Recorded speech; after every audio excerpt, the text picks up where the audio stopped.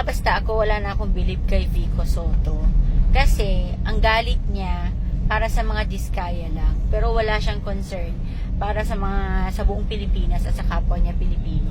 Kasi tingnan nyo, sabi nga ng mga ibang vloggers, kung mapapansin natin, in-expose niya yung about sa flood control, in-expose niya yung mga about contractors, dahil gusto niya lang siraan or gusto niya lang i-expose ang mga diskaya. Pero, nung lumabas na yung issue na yan, tapos, napatawag na si Diskaya, pupunta siya doon sa Senate hearing para lang talagang idiin ang mga Diskaya na yan. Pero after that, wala na. Tahimik na siya. Nung lumabas na yung mga umakyat-akyat na siya, kung sino ba yung mga boss nitong mga Diskaya na to, at kung gaano kalala pala ang korupsyon na nangyayari sa gobyerno, wala na. Tumahimik na siya.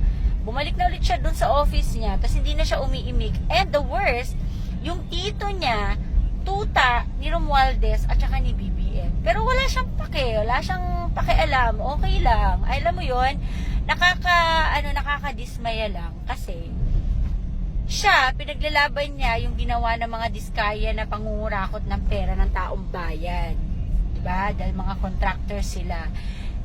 Tapos, yung tito niya ngayon, kumakampi doon sa allegedly boss nitong mga contractors na to, nitong mga DPWH officials na to, na sila BBM nga at si Romualdez. Anong ginagawa ng tito niya? Pinagtatakpan niya sila. O ngayon, may pakialam ba si Vico? Wala. So it just shows, no, kung paano siya bilang politiko or bilang tao. Wala siyang pagmamahal sa bayan. Ako napansin ko, wala kang pagmamahal sa bayan.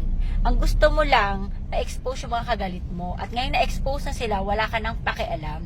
Hindi mo man lang pakialaman yung tito mo na tuta ni Romualdez at saka ni BBM. Kaya alam mo, kung tatakbo to for mas mataas na position, ay daw kung iboboto ko to. Kasi hindi mo alam kung ano din ang agenda niya sa buhay. Hindi mo din alam kung may concern talaga to sa mga kapwa niya Pilipino o ang concern niya lang yung sarili niya lang.